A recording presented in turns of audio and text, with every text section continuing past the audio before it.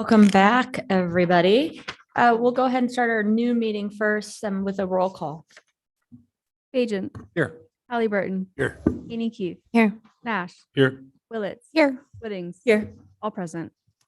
Thanks. And next up, we've got minutes from the work session and evening meeting of May 16th for approval. Madam Mayor, I move that we approve the city council minutes from the work session and regular evening meeting of May 16th, 2023. Second. We have a motion, a second discussion. Clerk, will you call the roll? Whittings. Yes. Agent. Yes. Halliburton. Yes. Haney Keith. Yes. Nash. Yes. Willits. Yes. All in favor, motion carries. Great. And now we've got under special business, Eric, is it you? Because I don't see Mike. The Q2 financial report. And then are you also doing the interim budget changes so you can move right into that?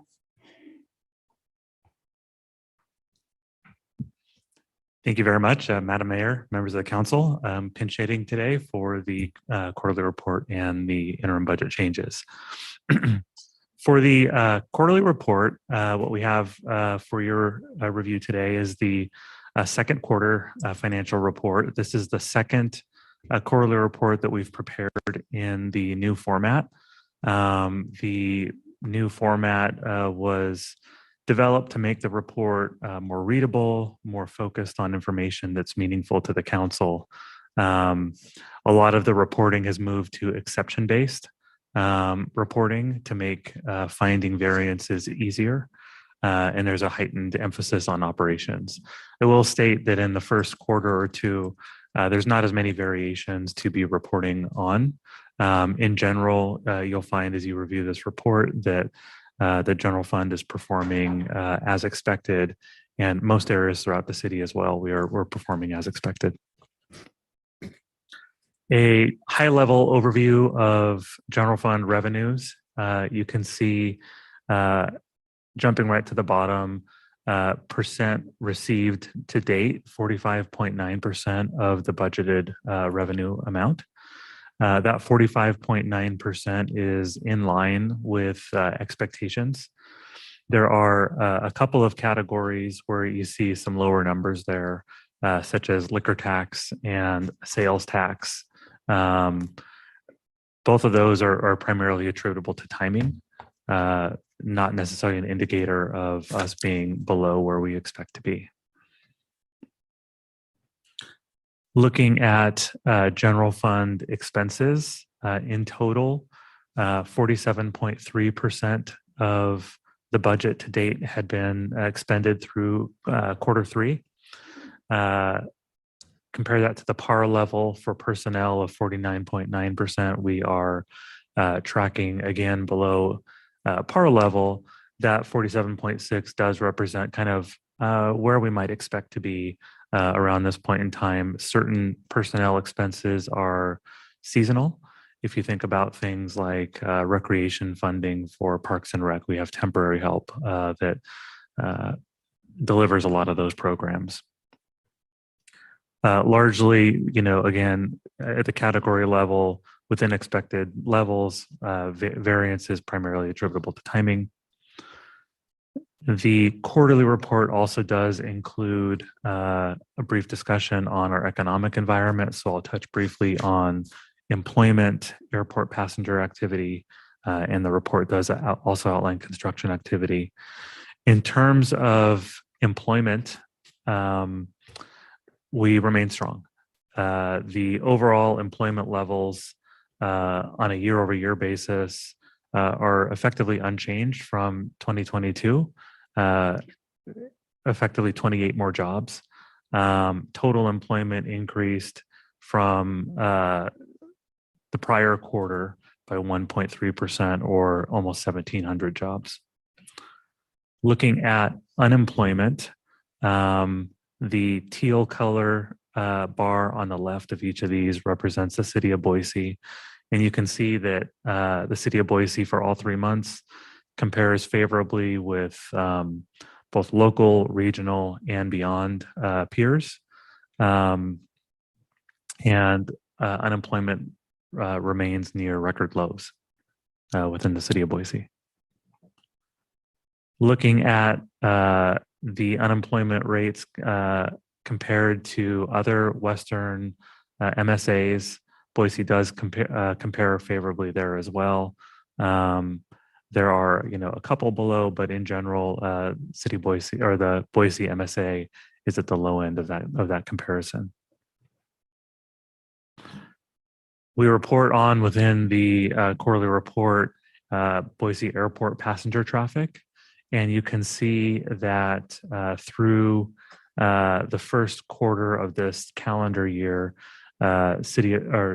the traffic exceeds the last 3 years and is at record levels, frankly. Oops, wrong direction. Just a high-level summary. Revenues within the general fund are in a normal range. We might see departmental revenue and sales tax potentially exceed, although I think sales tax will probably land within that 1% expectation growth. Liquor tax, we're watching. If there is any variance, it might be very small negative variance. We are watching development fees due to the economic climate. We've seen a reduction in particularly residential activity, so we'll see how that translates to overall development fee revenue. Our expenditures are below budget, driven by staff vacancies. As mentioned, there are certain expenses that will pick up in the summer, such as Parks and Recreation staffing. The other thing I'll mention there is that back pay associated with the fire department has yet to be completed, and we will see that ideally in a Q3 financial reports. We're continuing to monitor our economic conditions. I mentioned in this morning's session, being mindful of recessionary risks, the high interest rates, and we're obviously continuing to monitor unemployment levels. With that, I'd be happy to stand for any questions or comments on the quarterly report. Madam Mayor. Yes. Thank you so much, Eric. I just wanted to clarify. So the fire department back pay, that's the amount that was agreed upon in the contract that is then retroactive to October? To Is that October. correct? Yes, thank you, Councilmember, for that clarification. Yes, it's back pay based on the recently agreed upon contract. Great, thank you. Madam Mayor. Yes. Thanks, Eric. Good to see you again. I had a question on the budget, the projected budget. It looks like there's 22 million from what was approved to what was revised, and it came from M&O and Capital. Can you remind me the difference there? Sure. Madam Mayor, Council Member, that's primarily attributable to rebudgets that were approved by the council back in December. There were numerous investments approved by the council as part of the FY22 budget that were carried over due to timing issues. Those are reflected in the revised budget.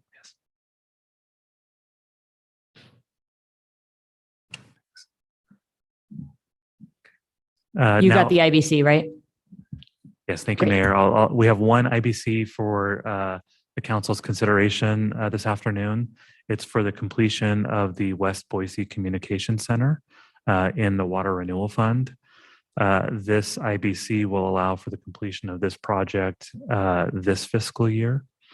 The project was originally anticipated to be completed over a 2-year period with planning and design in fiscal year 23 and construction in 24.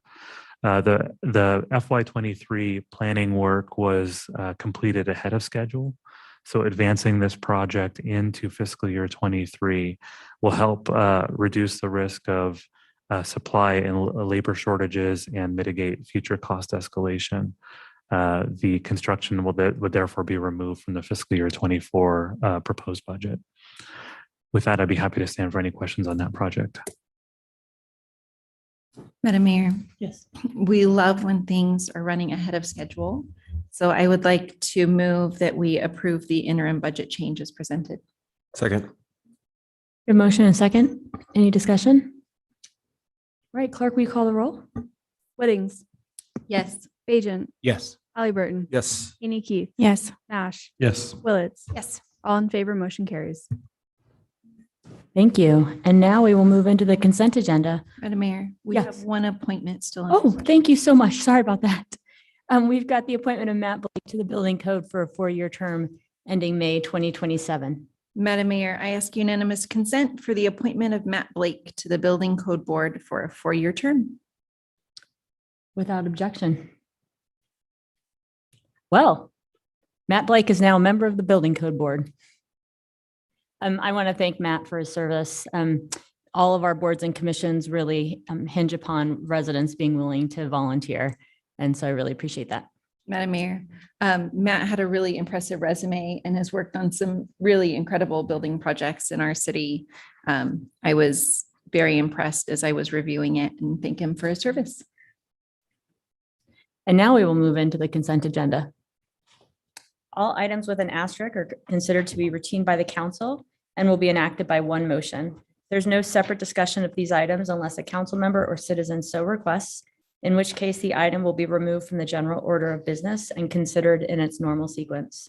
Madam Mayor, I move approval of the consent agenda as presented. Second. We have a motion and a second discussion. Madam Mayor. Yes. Thank you. I wanted to point out number 7 on the resolutions about Comba Park. This is in West Boise. I was actually at a meeting last week with the neighborhood association, and we talked about Comba Park and the neighborhood garden, and it's an excellent opportunity for citizens, and I'm glad to see that we're helping to support it. Wonderful. Further?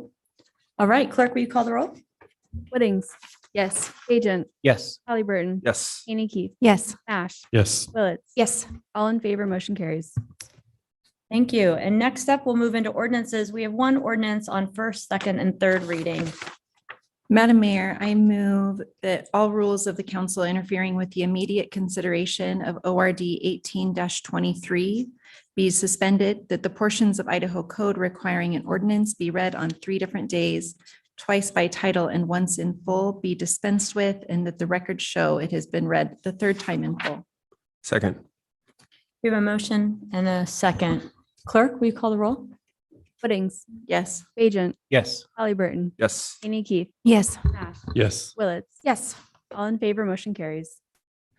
ORD 18-23, an ordinance amending the language of Boise City Code, BCC, Title 3, Chapter 6, Section 5, to add a definition for health and safety inspector, amending BCC Title 3, Chapter 6, Section 11, subsection D, to permit a health and safety inspector to conduct city's initial childcare facility inspections, and to add language providing for childcare code compliance review of all initial inspections by a licensing officer, providing for a waiver of the reading rules, approving by summary, and providing an effective date.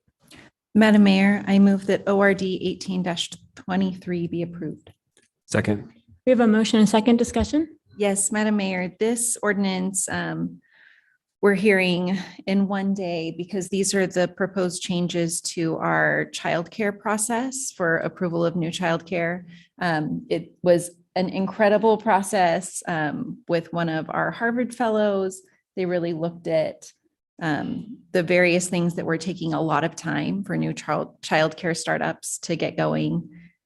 Great work by all to make these changes, and I look forward to parents having more options for childcare because of it.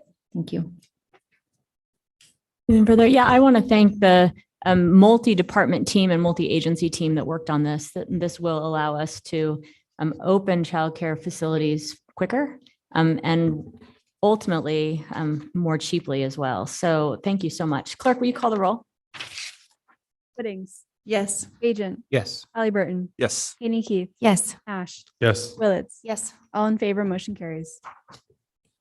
Thank you. And that's the last item on our regular weekday meeting for City Council. We will return to our budget strategic planning session with a presentation by Arts and History, Jennifer Stevens.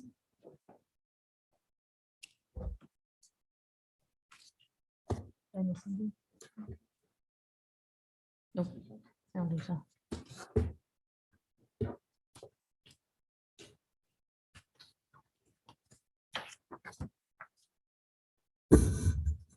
Thank you, Mayor and members of the council. Good afternoon. Hope that everybody had a good lunch and is able to stay awake for the next couple of hours. I'm Jennifer Stevens. I'm the Director of Arts and History for the city. And most of what you're going to hear from me today is about the goals of our department for supporting the mayor's mission to make this a city for everyone. A city for everyone, of course, means an affordable place to live, meaningful work, food on the table, but it also means a place where residents can see themselves in the city's past as well as in its future. Placemaking, which gives people context for the place that they live, is really at the heart of the work of arts and history. It lies at the intersection of the divisions that you see up on the screen, and the work that we do really helps residents find themselves and gain a stakeholder in our community and commit to civic engagement, which is critical to being a citizen, a contributing citizen to our city, and hopefully improve the city for everyone, continue to do that. The city has made deep past investments in public art and cultural sites, as you all know. But the budget requests that we have this year really aim to begin the process of right-sizing our department by making the similar types of investments in history and archives division.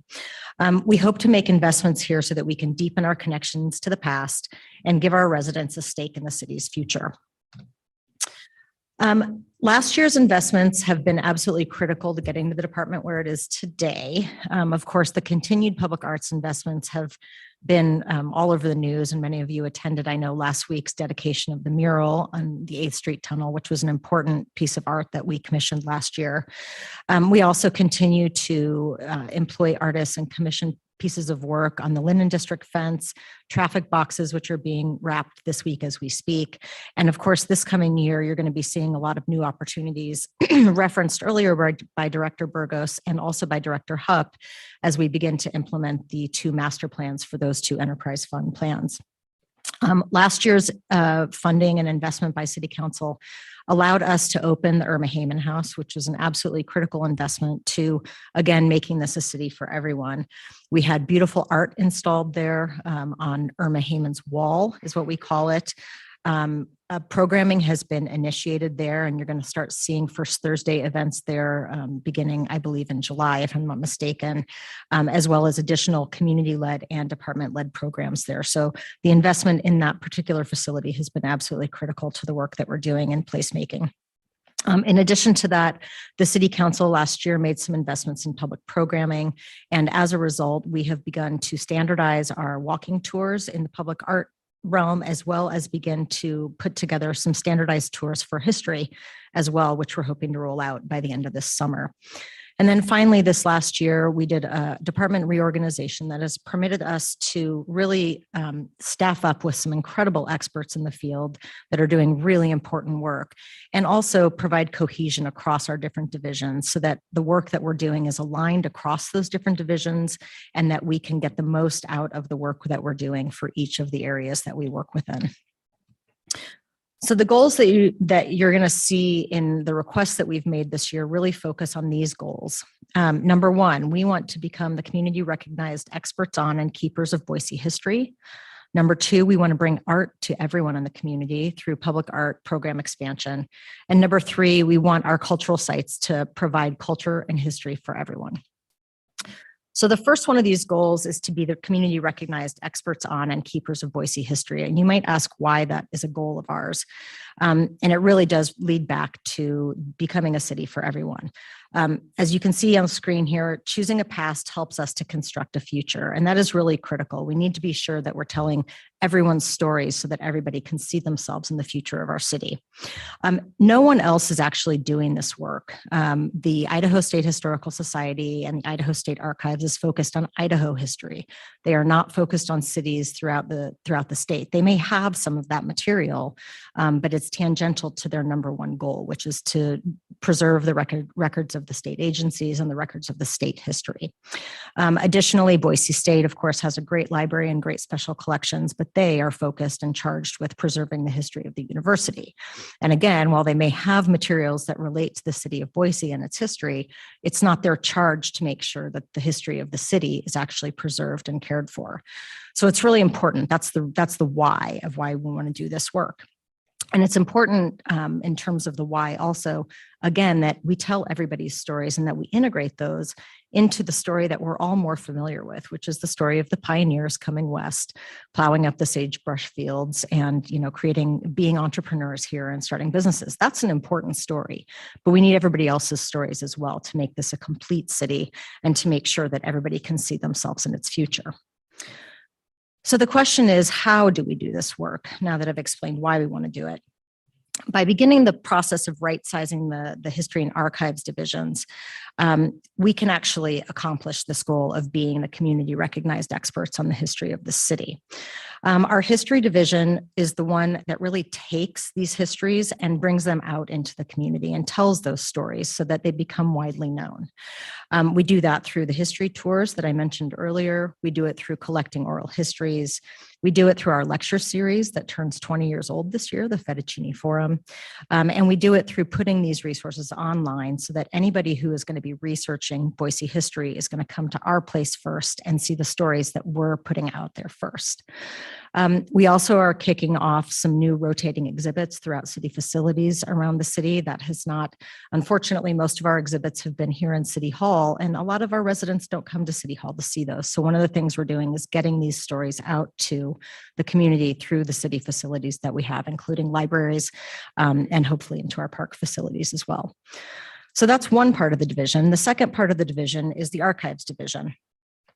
This is the place we work in two areas. The first is preserving our actual organization's history, right? So elected leaders, you all create records, our mayor creates records, but the staff and the departments that do the work on the daily basis also create records. And it's important that the city archives actually preserves those records and makes them available to any researchers who want to be able to tell Boise history.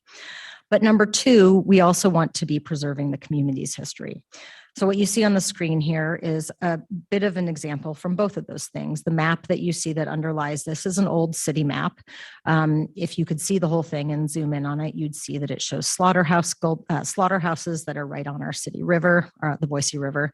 And those are the kinds of records that are really important that citizens can access so they can construct whatever kind of history they want to, and they can understand in this particular instance, what the river used to look like before we had people swimming in it and before we had freshwater mussels returning. And then on top of that, we see a black and white photograph that comes from some of the community history that we've been gathering in the River Street neighborhood. And it's the combination of both of those things together that will help us as we continue the work in our arts and history division to be able to tell the history of the city. And again, to make everybody feel like they are welcome here and that it's their city in the future as well. In addition to that, we also, of course, want to continue to invest in our public art. As we mentioned, in the last couple of years, the City Council has adopted two important master arts plans, one for the airport and one for Public Works. For Public Works, Director Burgos mentioned this morning that we have hired, and we actually expect the person to start next month, an arts coordinator who will be implementing that plan. And you also heard that Director Hupp is asking for a coordinator to do the same for the airport. So we have a lot of really exciting art planned coming in the next couple of years because of the investment that City Council has made and that we're asking you to continue to make. Our general fund investment that you've been making over the last 20 years has resulted in an art collection of over 1,000 pieces, which is pretty remarkable. And what we've done just recently is to conduct an analysis of that to sort of identify what some of the gaps are, whether by medium, whether by location in neighborhoods, maybe it's park facilities that are missing that could really benefit certain parts of our community by having some art. By doing that sort of analysis, what we're able to do in this upcoming year with the new people coming in is to really create a comprehensive curatorial strategy so that we can have a comprehensive intentional look at our art and new commissions coming in. It is absolutely critical that the art that we choose and that we put out on display reflects the values of this community, again, so that we can go back to becoming that city for everyone.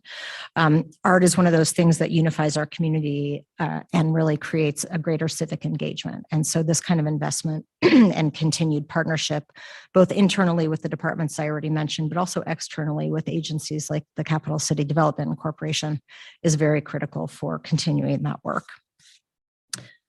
And then finally, the third goal is to make sure that we have culture and history for everyone in our city. The investments that you all have made in the last couple of years in our two cultural sites, the James Castle House and the Irma Heyman House, really allows us to tell stories that are Boise's and Boise's alone. Right? Nobody else has a James Castle House in the whole entire country. Nobody else has an Irma Heyman House. These are stories that we honor because they belong just to our city and our city alone. And it makes us unique and makes us a special and different kind of place than any place else. We want to make sure that we continue to preserve those places. And as we continue to build out this program, we are working with Parks on the possibility of bringing Spalding Ranch into that portfolio. We're in the early stages of discussions about that, but that's another story that's unique to Boise. It was the home of the Valley's first female surgeon and physician who lived there from the 1890s to the 1930s. It also, however, is a quintessential homestead site, as well as being a very unique urban place today. So we're looking at that as a possibility for, again, telling the stories that belong uniquely to Boise and Boise alone, so that we can bring history and culture to everyone in our city. So with that, I stand for any questions. Thank you. Questions for Jennifer? Madam Mayor, Yes. what was the name of the surgeon up at Spalding Ranch? I hadn't heard that story about the ranch before. Her name was Mary, if you can Oh, believe that. That's my daughter's What a name. lovely name. Thank you. Mhm. Madam Mayor. In the Friday memo, there was a short presentation on the proposed ordinance change for funding, which my sister, the applied economist, would tell me never be persuaded by a graph, but your graphs were very persuasive, and I'm very supportive of the ordinance change. My question is the budget that we are going to see going to account for that ordinance if adopted? Does that affect your budget request? Like, how does all that fit together? Sure. Thank you for asking that question, Councilmember Bajent, Madam Mayor.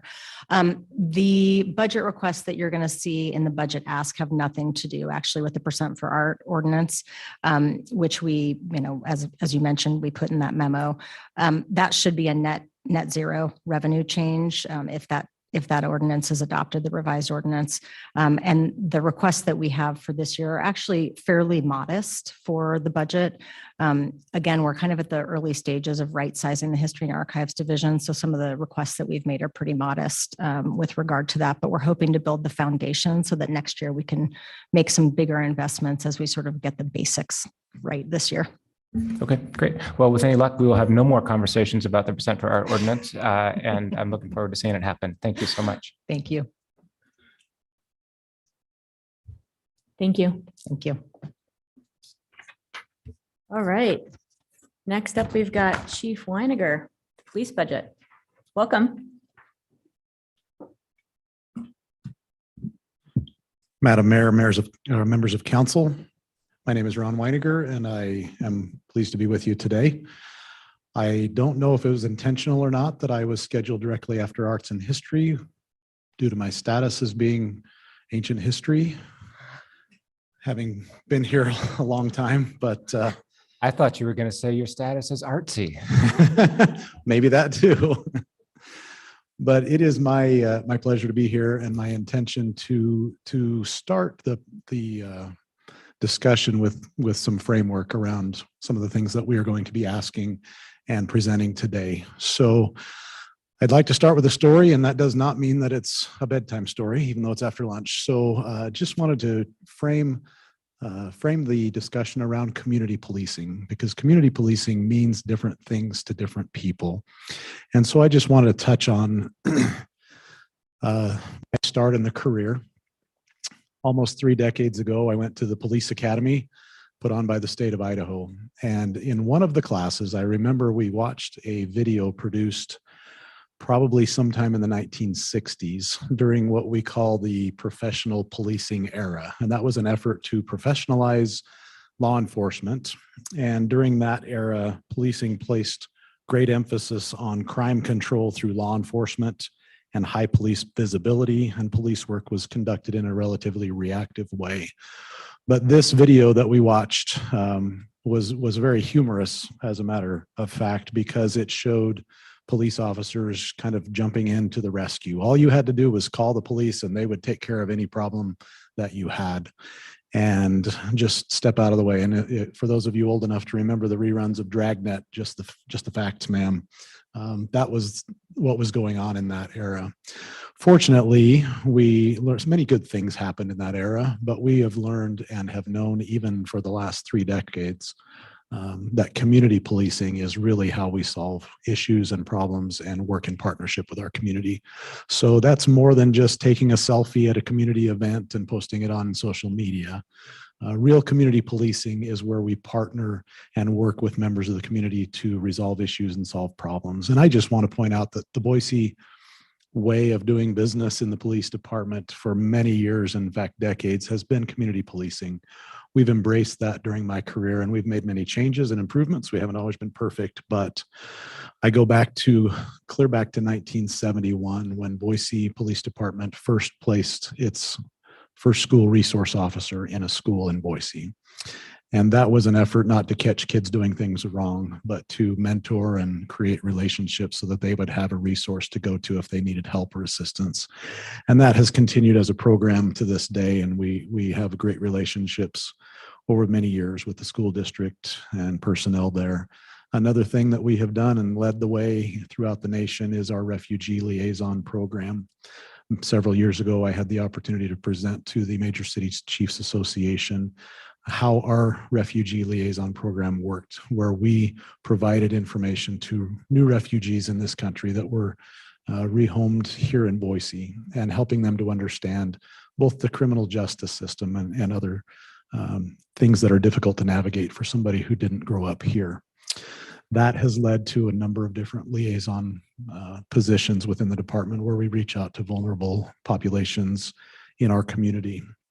And lastly, I would highlight our behavioral health response team where we pair a clinician with a police officer and go to address many of the needs of someone suffering from mental health issues that involve them in the criminal justice system. So those are what I talk about when I talk about community policing, and all of the things that we are going to ask and discuss today have that overwhelming umbrella of community policing, where we are asking for things to help our officers do their jobs more efficiently, asking for technology in order to free up officers' time so that they can engage in community policing activities and truly partner with members of the community to resolve issues.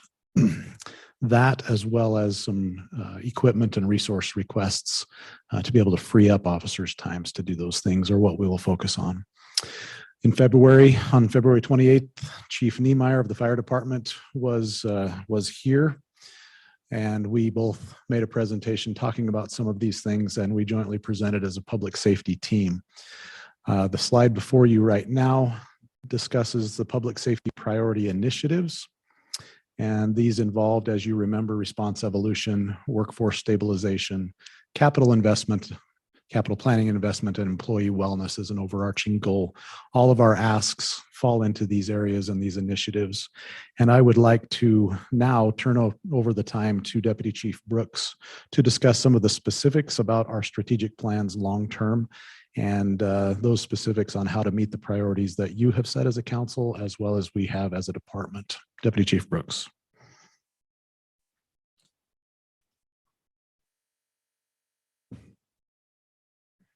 Thank you, Chief Weininger, and good afternoon, Mayor and members of council. It's my honor to be presenting before you today.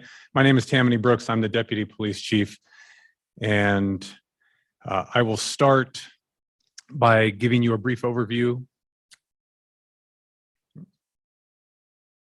Of the successes from fiscal year 23. And before I do, I think it's important to note that these successes would not have been possible without your help and support. And we're extremely grateful for that. So in fiscal year 23, we focused on 3 key areas. As far as people are concerned, a huge milestone that I think is worth noting is the city was able to negotiate a 2-year collective labor agreement with the police union, ensuring that officers felt valued and appreciated by continuing to compensate them fairly through salary and benefits to its members. We added more professional staff, including additional community service specialists who have been deployed out in the field to handle certain non-emergency calls for service, thereby freeing up police officers to respond to higher priority calls for service more quickly. And we established a wellness program for all members of the department, demonstrating the city's commitment to improving the overall well-being of its staff. From a technology standpoint, we worked with a third-party vendor and our internal IT team to audit current technology use in the department to identify strengths, weaknesses, and opportunities to improve in this area. And then finally, with your help, we were able to purchase important items for equipment that had reached the end of life and invested in upgraded equipment to make our officers safer and more efficient in the field.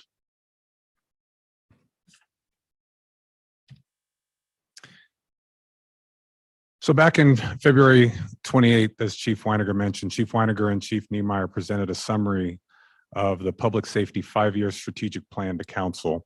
And your questions and feedback during that meeting helped us recognize and fine-tune how our fiscal year 24 requests will serve as the foundation for this 5-year plan, setting us up for success as we continue to build and grow our department intentionally to provide the highest level of service to this great city of ours. The areas that we're going to focus on in fiscal year 24 to do this are stabilizing staffing by ensuring we have adequate staffing and programs in place to properly onboard, train, and supervise new employees. Grow community relationships through thoughtful and concerted efforts to engage with all members of our community. Plan for the future, being cognizant of anticipated growth of the city and the department, and the strategic use of equipment and technology, looking at ways in which we can work smarter and more efficiently as we serve our residents.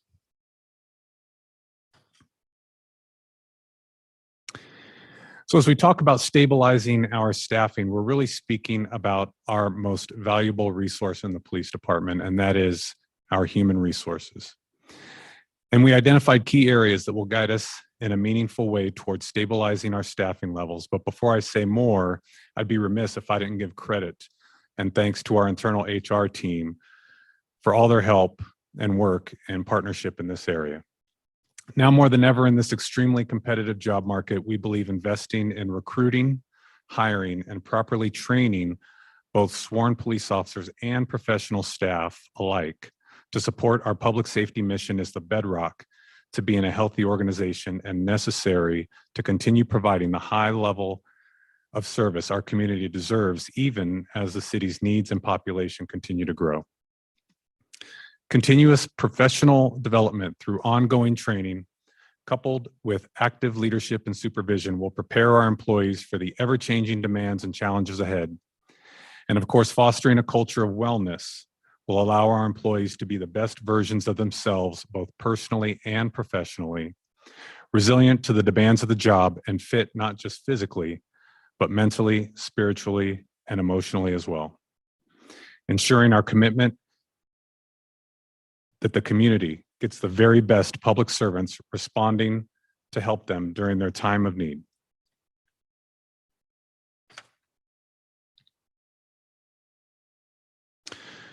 The Boise Police Department is blessed to receive a tremendous amount of support from the community we serve, but I assure you that is not by accident or chance. It's because we place such a high value on this relationship and intentionally work to earn the public trust every day and through every interaction. Chief Weiniger spoke earlier about our commitment to maintaining a community-focused culture in the police department. And as someone relatively new to the Boise Police Department, but with 28 years of law enforcement experience, I can honestly say that the importance that we place on building these relationships within our community is unique and one of the things that impressed me most when I came to work here. So we look forward to continually earning the public's trust through increased outreach events such as the SHIELD program, which is a 3-week program run in conjunction with our school resource officers to provide character building opportunities and life skills to our youth. And planning for the future includes partnering with PDS to complete the facility study, which has already been approved by council to address growth, as well as alternate deployment options as well as a process review and design of emerging technology.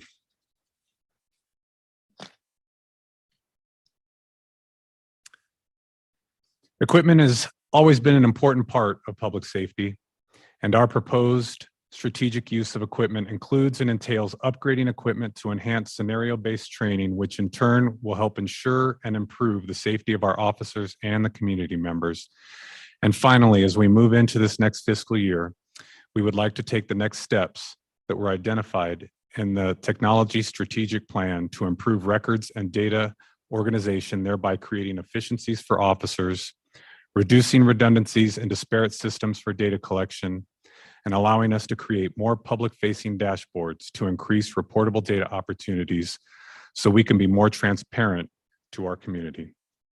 And with that, Madam Mayor and members of council, I thank you for your time and stand for any questions that you may have. Thank you both. Questions? Madam Mayor, Go ahead. just more for a comment. My request would be, as kind of we go through the findings in the Steptoe report, I think one of those was talking about the gap in pay between patrol and leadership. I would like to understand, I'd like to see that quantified, like exactly what are the differences there and what would it take to bridge that gap? I would be interested in those numbers at some point during the budget setting process. Madam Mayor. Go ahead. Thank you so much. And I think I don't have any questions. I just had a comment about the technology and that investment. I went through all of the proposed technology upgrades a couple of days ago and was really interested and I think encouraged to see some improvements that would help us get the kinds of data that we've been asking for a long time, to make sure that all community members are being treated fairly and equally. And I'm hoping that some of these technology upgrades will get us there. I don't know if you want to answer to that or not, but that was my reading of it. I think it's incredible. So thank you for doing it. I'll speak briefly on that. I will say that the technology strategic plan has been really an eye-opening report for us, identifying all the disparate systems that we have within the police department and working with IT. We are looking to actually fix just that issue, allowing us to collate information into a data source that allows us to be able to access that information more quickly and in one consolidated location so that we can do that. And then again, the public facing dashboards that will allow us to provide that information to the public is going to be paramount in that as well.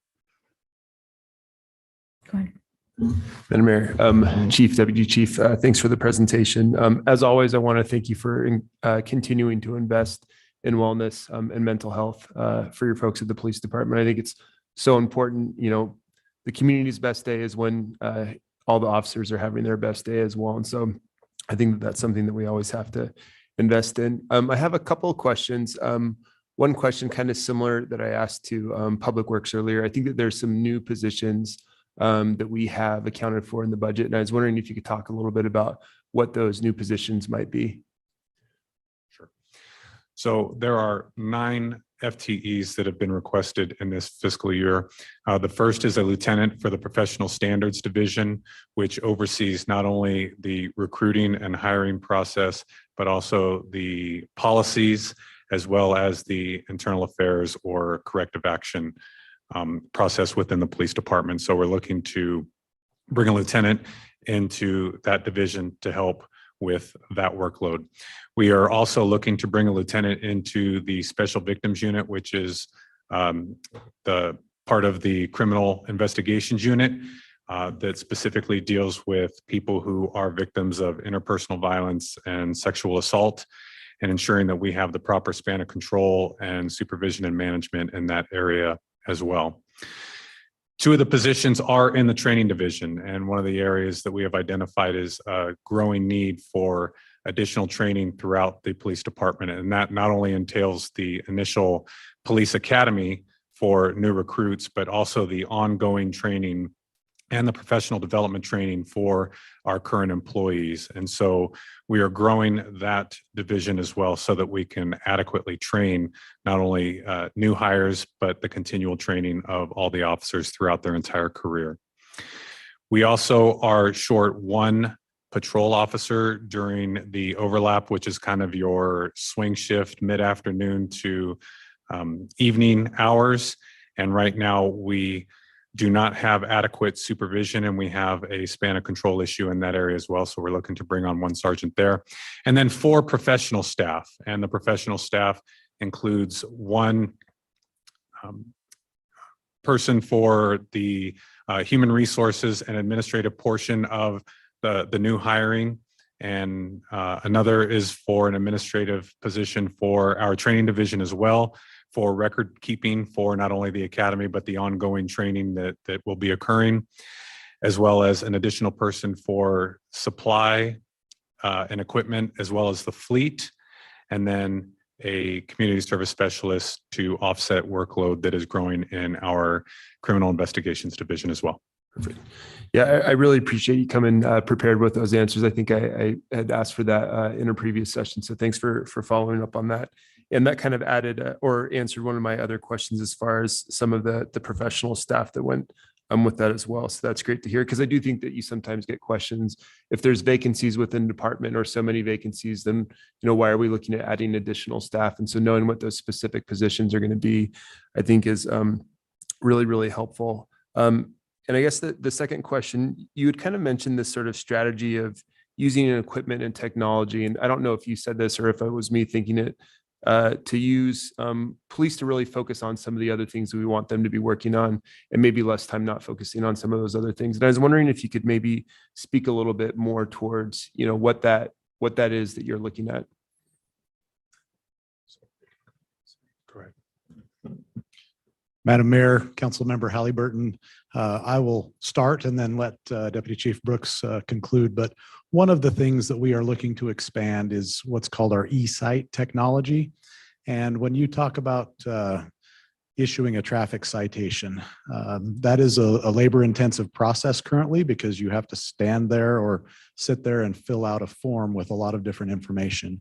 Technology has certainly reached the point where we can use scanners and swipe a driver's license and have it self-populate through an electronic device, and not just issuing citations, but I think of the more time-consuming and labor-intensive things like investigating a crash. If you have a 3 or 4 car pileup, you're sitting there entering by hand the 17-digit VIN number of every vehicle there and all the information from each of the owners and so forth, and then handing out exchange forms and insurance information. That can all be done with the touch of a button through the e-cite systems.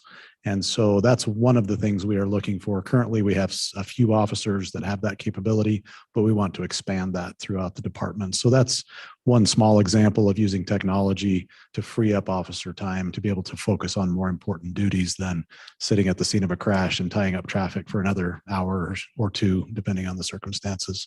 Thank you. And then I'll just add an additional piece to this technology is we have a large number of databases in which information is currently being entered. And when officers are conducting criminal investigations and they're seeking this information, it's oftentimes very time consuming for them to search in these different systems that don't talk to each other, to try and take data and actually turn it into intelligence that can be used for investigation and hopefully the successful identification and later prosecution of people who are victimizing our residents. And so this technology that we're looking to implement will allow us to, again, consolidate that information, allow officers to find it in a more timely manner, thereby being able to conduct their investigations more contemporaneous to the event, and then hopefully finding the person shortly after the crime has occurred. Yeah, thank you. Yeah, I really appreciate those details. I think, my hopes and dreams that we always get technology to the point where we're designing streets that they don't need to be, as enforced the way that they are. And that's, really some of our Vision Zero policies that we sort of see out there. So I think in conjunction with these technologies, which I'm really great and excited to hear that you're kind of streamlining Some of those other proactive approaches, I think it'd be great to get our police department plugged into things like Vision Zero and some other things that we've thought about from a transportation lens that, would free up even more time. I really appreciate the answers. Thank you, chiefs. Appreciate it. All right. Next up, we've got the fire department, and Chief Niemeyer is in DC this week. And so Kelsey, welcome. Thank you. Kelsey Carnoso is stepping in and will present the budget. You're much taller than me. Madam Mayor, City Council members, thank you for having me today. My name is Kelsey Carnoso. I'm the Chief Administrative Officer for Fire. The fire industry has long been dedicated to its history and traditions. That is no different for Boise Fire, and we are dedicated to evolving strategically with this beautiful community. As we look at our current year and the investments that you provided, we have 2 fire stations being built. Fire Station 5 in the downtown core is a rebuild, and Fire Station 13, a brand new fire station in the northwest area of Boise. Both of these stations will house and deploy response resources, and the facilities will be 100% electric and have charging ports for future electric fleet. 2 new positions were onboarded, an EMS training captain, which has ensured that we meet our emergency medical requirements, and a public education manager that is expanding our public education program, and by doing so is going to broaden the impact and deepen our engagement with the community regarding fire prevention and safety. The self-contained breathing apparatus replacement will happen in the coming months and will provide our first responders with the necessary protective breathing equipment to keep them safe while responding to our community's needs. Last week, recruit class 37 graduated. Thank you, Madam Mayor and Councilmember Willits, for attending. Graduation is a milestone in our department. These individuals go through 5 months of rigorous training to be qualified fire and EMS professionals. We are honored to have them be a part of our future. We appreciate the mayor and city council's ongoing commitment to ensuring that we can fully staff our recruit academy and maintain our resource levels. And in 2022, the fire department put a lot of human time into creating our 10-year master strategic plan. And in 2023, we began to lay the foundation for those projects.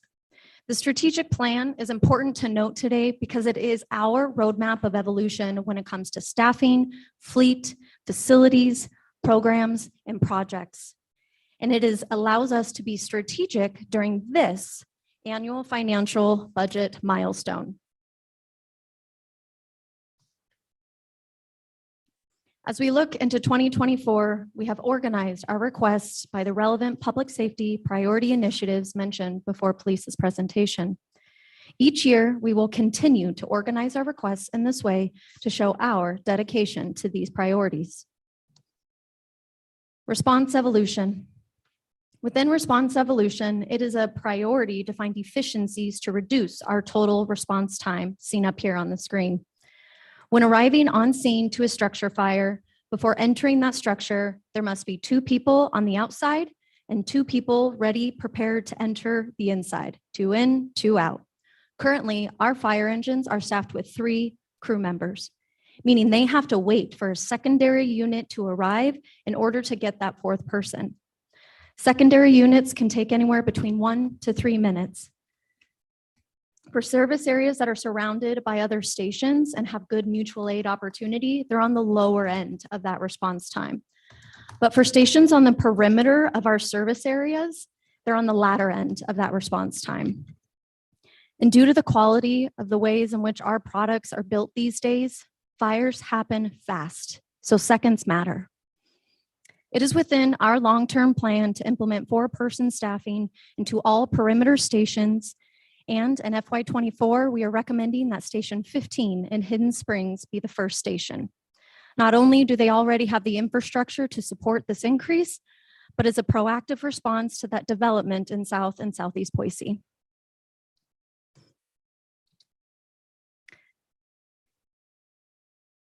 To find additional efficiencies within our total response time, we also have a goal in 2024 to work with county and our community partners to implement modernized station alerting technology into all fire stations.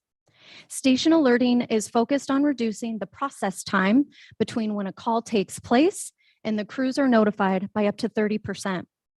Not only does this technology create efficiencies within time, it prioritizes employee health. This modernized station alerting technology has scientifically changed the methods in which crews are notified.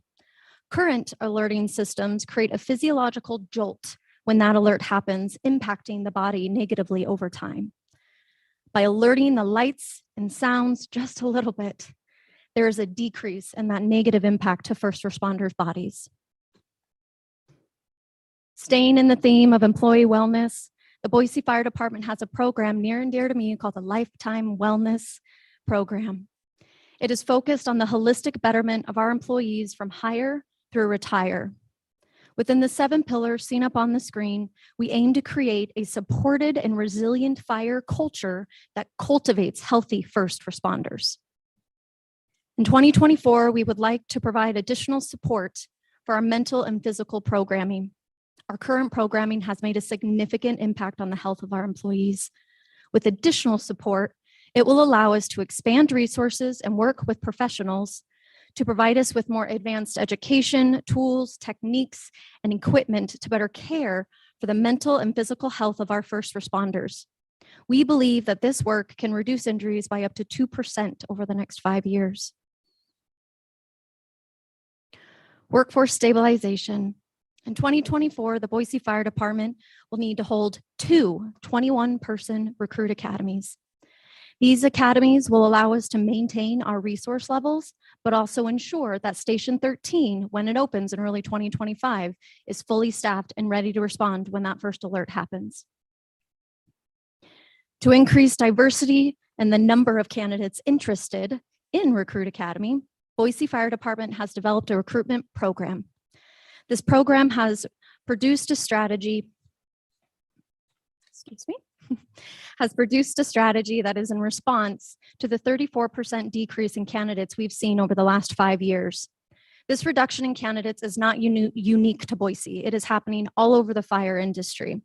And the recruitment strategy aims to increase our community engagement and public interest by bringing firefighters out into the community and also creating programming like our Ignite Boot Camp, which invites the community to be in the shoes of a firefighter for a day. And last but not least, our WUI coordinator. This part-time budget neutral position will work with the City of Boise wildfire mitigation team to engage with our community and conduct mitigation practices for better preparation in the event of a wildfire. The protection of life and property are our mission, and this also includes protecting the beautiful mountainous backdrop we get to see every day. I thank you all for your time today, and I now stand for questions. You have one? Madam Mayor. We'll go first to Council President Milligan. Thank you so much. I just wanted to clarify something. I'm super excited about moving toward 4-person staffing. It's something we've been talking about as long as I've been on council. And so I'm glad to see that there's a plan finally to start rolling that out. But I believe that you stated that Station 15 is in Hidden Springs. Habit, Harris Ranch. Okay. Station 15 in Harris Ranch. I just didn't want anyone in Hidden Springs to get their hopes up because they've been asking for their fire station to be staffed for a very long time. As we all know, it's not in the city of Boise. It is not. We're not going to staff it. So I just wanted to make that clarification. Thank you so much. Yeah, thank you. There's a lot of really great stuff here. Really glad to start getting started on that 4-person staffing and to add a new fire station out of Northwest Boise. Thanks. Thank you. Madam Mayor, wonderful presentation. Really excited about that WUI coordinator. I think in the last, few years when we've seen some of the fires rip through towns in California, Southern Oregon, we start to realize that, there really is a growing threat, and making sure that we're working together on that is great. So I was excited to see that. And like I told our police department as well, always excited to see anything that we can do to invest in the mental health of folks on the fire department. even things as simple as that alert system. I've been there before. The alarm goes off, your heart jumps up, and you don't sleep for another 2 or 3 hours. And so those types of simple things make a big difference. I was wondering if you could speak a little bit more to, you also included a mental, or not a mental, but a physical health component to that as well. And I was wondering if you could talk about that maybe just a little more. Absolutely. Our Madam Mayor McLean and City Council Halliburton, for our physical, currently a lot of our physical programming is built around providing off-duty peer support for those physical activities and maintaining our equipment, and then having a firefighter provide education that he's received through his experiences. All of these things have had a phenomenal impact and really just done by this one person that has an extreme passion for it. But with these additional funds, what will allow him to do is to be able to partner with professionals and other community members to expand our resources when it comes to education and equipment for physical needs.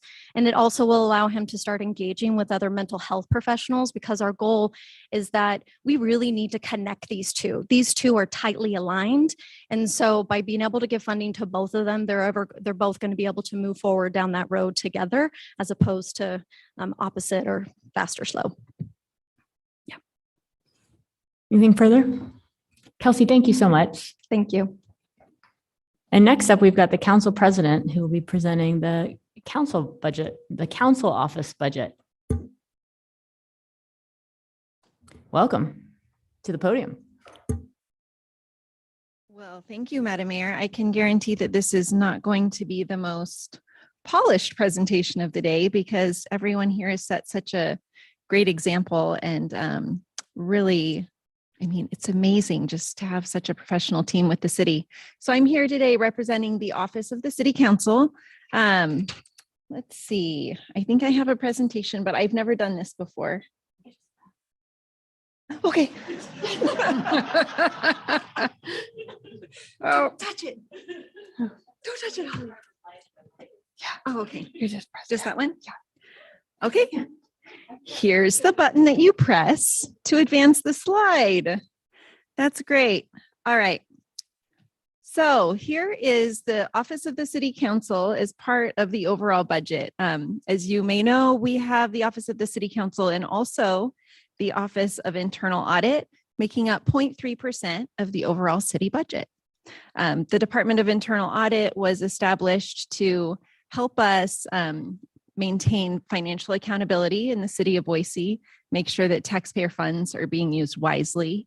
And then the Office of the City Council is really the administrative arm of City Council, ensuring that we are responsive to our residents, making sure that council members have the resources that they need, and ensuring that we're working well with the Office of the Mayor and other city departments.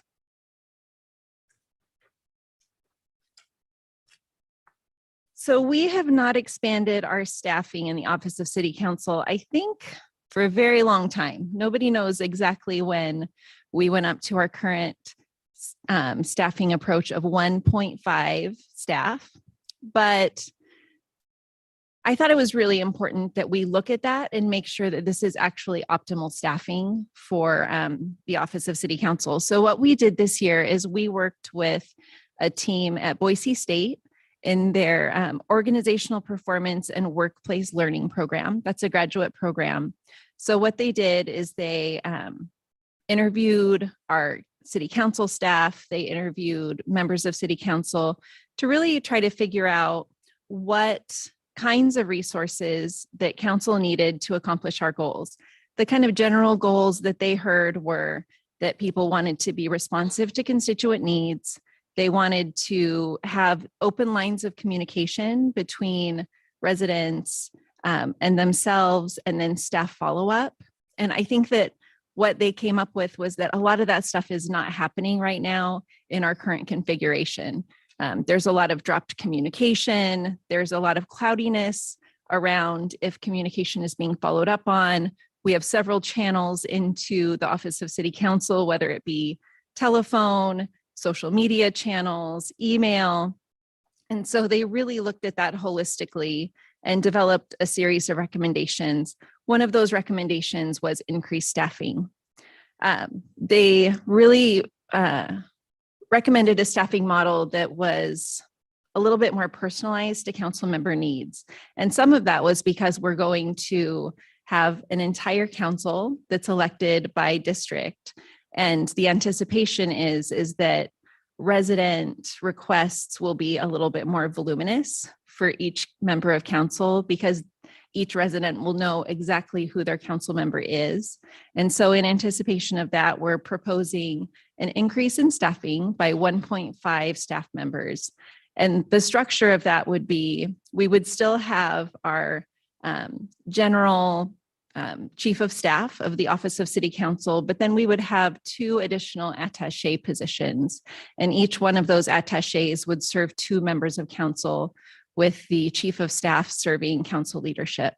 So that's kind of our proposed staffing approach. I think that that'll really lead to better internal communication, better external communication, and a lot more responsiveness to council member needs, including policy research and those communication functions.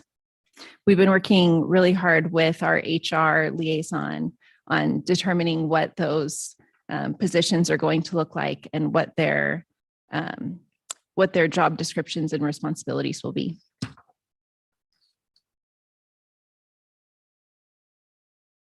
We're also proposing a change to the way that we approach our strategic planning contingency account. This new allocation formula would give $500,000 per council seat rather than just, 50,000. It's so funny because when we made this slide, we also had a similar typo on it. And so I must be going back to the old slide. So 50,000 per council seat for a total of $300,000. And the goal of that is that we actually use these funds that we have as council members to address needs specific to our communities that we know about. And this would still be an amount that would be approved through the internal or the interim budget change process, and also in coordination with the appropriate departments to ensure that those ongoing costs, operation and maintenance, and the like are accounted for in future budgets. And then we would also still have the remaining $200,000 for more citywide needs. And those would be things that are, having a more citywide impact. For example, our tree captain program. I didn't choose these photos. These were chosen by our staff. But this particular one was when we opened the Macmillan After School program several years ago. And that was funded in its initial year with city council funding. And then Parks took that on to be part of their ongoing expenses. And then the last item we have is council member compensation. And I guess I should go back in time a little bit.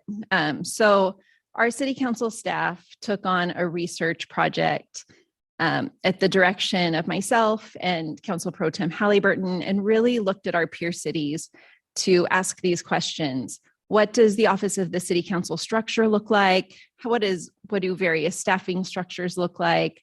What are the resources they have available to them? What does their compensation look like? And so we really took all of that. And I can tell you that we are not the smallest Office of City Council. We're also far from the largest. You'll see in some of our peer cities that it's almost like the Office of City Council is more like the mayor's office here in Boise. They have all of the resources for research and policy and budget internal. So one of the questions we asked is our current compensation structure equitable? Is it something that makes sense for the city? Is it based on something? And one of the answers that we found is that a lot of cities will index compensation to something else. For example, in Fort Collins, Colorado, they do it to area median income. So that indexed amount will change each year.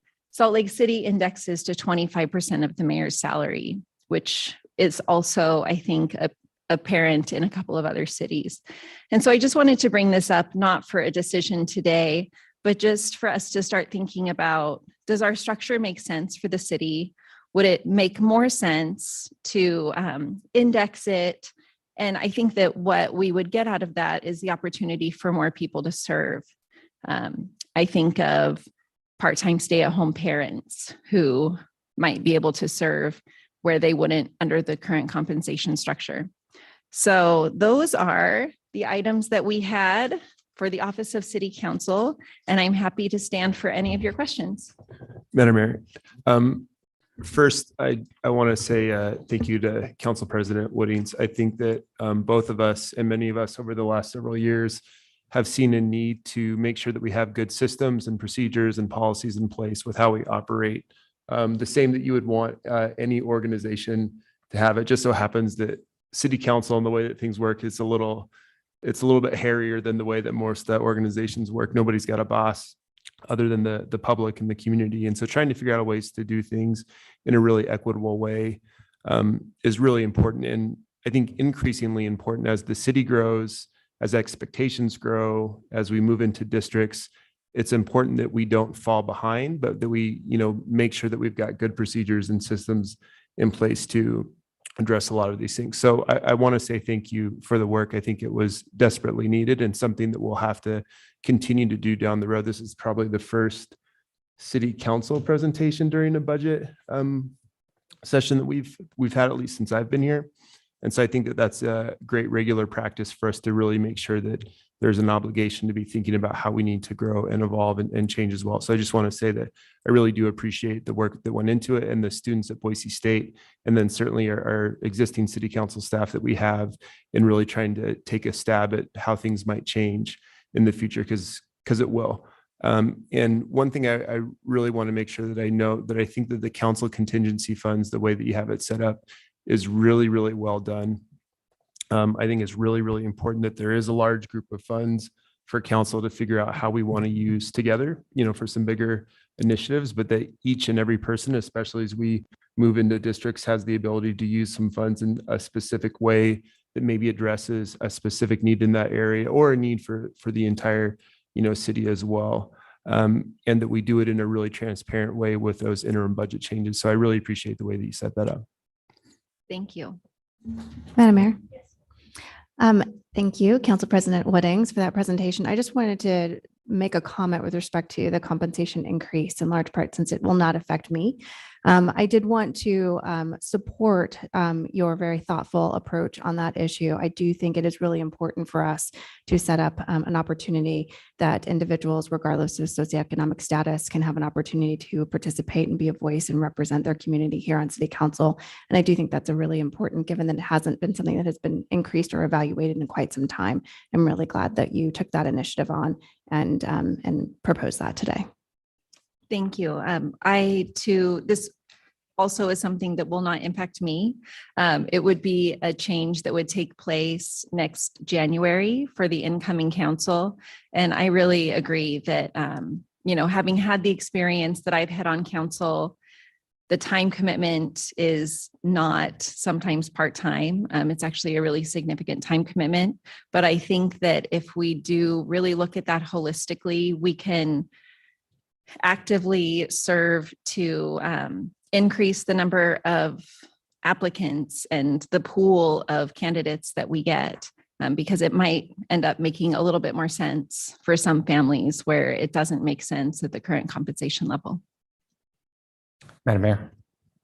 Thank you, Council President. I have 3 comments. First, on the additional staff, there's obviously pros and cons. If you make a bigger organization, it does more things, and sometimes they're good, sometimes they're bad. One thing that we could do as a council is like a trial run by proposing that for the rest of this year, the council president assumes the duties of that additional staff. And then at the end of the year, we look at how it's going and decide if we want to go forward that way. Councilmember Bajan, I was no, just I am commenting to my not. colleagues here. I am not sending out a newsletter for you if that's what you're doing. On a serious note, indexing to AMI makes sense to me for 2 reasons. First, it removes the ookiness of reassessing your own salary every year, but it also kind of creates a presumption of a ceiling. If we index it to some percentage of AMI and a later council wants to raise it more, They have to actually have a conversation about why what they're doing is, justified against the median income to be worth more to the public. I kind of like that. I also like doing it if we can this year, because we're going to be electing everyone. So there's no scenario where we're having a salary conversation that affects incumbents, and that's just good practice. I'm not so sure about $50,000 per council seat. And the reasoning there is that, I'm kind of allergic to districts anyway. So that's my prior. But I feel like a downside of the district regime that we're going to see coming is going to tend to fracture us. It's going to tend to cause, in good ways and maybe not good ways, people to look more myopically at their district and less at the city. And if we create even kind of an unwritten presumption that each council member has a $50,000 fund for their district, two things can happen, I think. First, I would feel, if I were in that situation, not pressure, but a sense of duty to spend that money. And that's exactly backwards. It's not identifying a need and spending the money, it's identifying the money and finding the need. But second, you could have situations where, and I don't see that on this council, but you have one council member whose views or ideas about what counts as a priority are wildly different from the rest of the council in the city of Boise. And if you create this assumption that each person gets kind of discretion over $50,000, you can create some weirdness, I think, with where the heart of the city and the city council is versus the whims of a particular council member. And I'm thinking more about, the future rogue council member situation, and not, obviously anybody here, but just thinking about like how we're going to be siloing the city into districts, and whether we really want to silo the budget to correspond to those, and how that would reinforce what I perceive to be possible challenges coming our way from the district, or whether it would help them. It's worth talking about more, but those are the things that kind of went through my head as I was hearing the presentation. Thank you. Wonderful, Madam Mayor. Councilmember Bajent, thank you for those notes. I appreciate it. Madam Mayor, I guess I do have a question. Council President, how do you foresee this conversation going forward? Because I think that there's sort of two conversations. Well, there's probably more, but there's two issues right now that sort of have some additional input that's potentially needed. One, related to salary change, if it needs to be done, how you would do it, what mechanism, what that would look like. And then to Council Member Bajent's kind of point a second ago of how those council contingency funds would work. So I'm curious if you have an idea on how continued conversations might go for this particular topic. Madam Mayor, Councilmember Halliburton, I think that that's a very good question. With regards to the compensation strategy, that will have to be by ordinance, and that ordinance has to be in place prior to 75 days before the election. So that's a conversation that's time limited and will need to happen shortly if we're to change it. As far as the conversation around council contingency funds, that can happen as the budget rolls out. And the hard thing about being on council is that all of these conversations have to happen in public. And so we might just bring that back to a work session so that we can have a little bit broader discussion about it before we go forward. Madam Mayor, I suppose with the council contingency funds, that really doesn't have any changes to the budget. It's just how they would actually be applied within the budget. So I appreciate the kind of the timelines that you brought up there. And I think additional need for council to continue the conversation in public so that we can figure out what the best way to kind of get this set up, because we do have changes that are coming and trying to figure out the best way to, to address those changes, to predict them how we can, but to be able to make sure that we're having ongoing discussions, I think is important. Well, thank you for your time. I am super nervous being up here, so I have a lot of respect for what you all do, even though like these are my colleagues. It's still, you feel a little bit on the hot seat. So thanks for all of your time today. And I'm going to go sit back down so that we can adjourn this meeting. Thanks, Council President. I believe that Courtney is going to come up with just some housekeeping and next steps before we adjourn. But then you're right, that's it. Madam Mayor, members of the council, I did take notes of any questions or feedback you had, and thank you for the compliments today. I do want to thank everybody for their thorough and thoughtful presentations.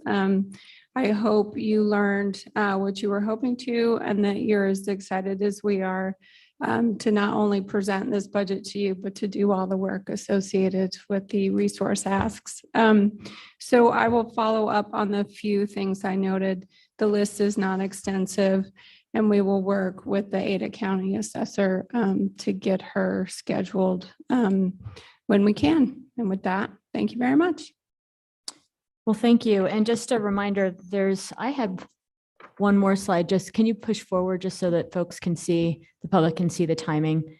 So just as the next steps is a budget book will be released, and then there'll be opportunities for the public to continue to provide feedback all the way through the work session, but then of course our public hearing on July 11th.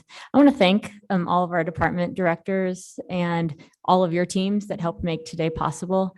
And Courtney was right. It's exciting to present the budget, but most exciting to then do the work that this budget embodies. And that in itself will be a lot in service to the city of Boise and our residents. And so I appreciate all that you do every day and the work that went into envisioning what's next. And then importantly, the teams that you have that make that possible day in, day out. So thanks so much, everybody. And with that, I take a motion to adjourn. I move that we adjourn. Second. All in favor? Aye. Opposed? We are adjourned. Thanks so much, everybody. Have a great afternoon.